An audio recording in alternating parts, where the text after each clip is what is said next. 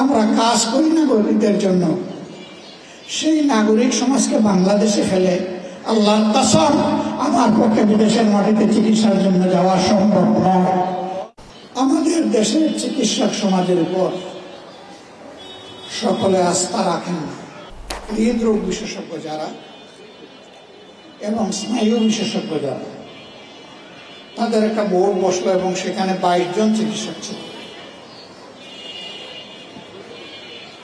এর আগে যে পরীক্ষা নিরীক্ষা হয়েছে এর ভিত্তিতে তারা নিশ্চিত হয়েছেন আমার হার্টে ব্লক আছে। তারা তখন বললেন ব্লকের যে নেচার প্রাইমারিলি আমরা ধরতে পেরেছি তাদেরকে একটু জটিল মনে হচ্ছে, হয়তো বাইপাস সার্জারির দিকে যেতে হবে।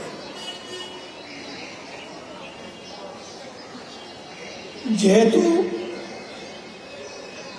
অবস্থাটা একটু ঝুঁকিপূর্ণ, আমাদের অনুরোধ হবে যে এই চিকিৎসাটা আপনি দেশের বাইরে নেবেন। আমি আস্তে আস্তে জিজ্ঞেস করলাম দেশটা কোনটা হতে পারে। তারা বললেন আমাদের first choice Singapore, Mount Elizabeth hospital. এরপরে আমি জিজ্ঞেস করলাম আর কোনটা হতে পারে। বললেন ব্যাংককের বামরুনঘাট। এরপরে জিজ্ঞেস করলাম আর কোনটা হতে পারে। বললেন সুযোগ হলে আমেরিকায় হবে।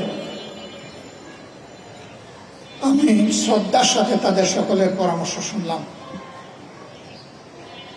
ভালোবাসা দিয়ে বললাম আপনাদের আন্তরিক এই পরামর্শের জন্য আমি আন্তরিকভাবে কৃতজ্ঞ। আচ্ছা আপনারা বলুন তো,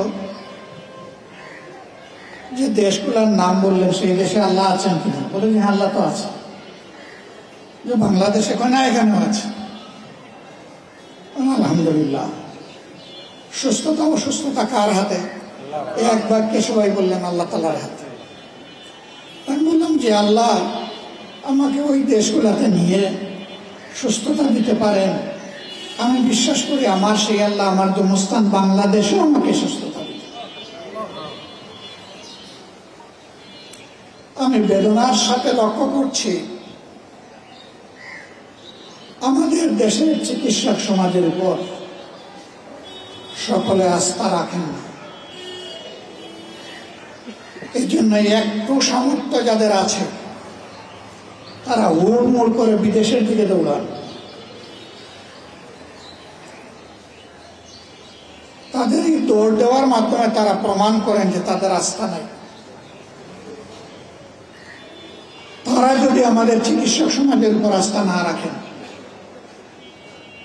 তাহলে আমাদের সম্মানিত চিকিৎসক বৃন্দ নিজেদের ব্যাপারে আস্থাশীল হবেন কিভাবে? 18 কোটি মানুষের মাঝে ধরে নেই 50 লক্ষ মানুষ হৃদরোগে আক্রান্ত।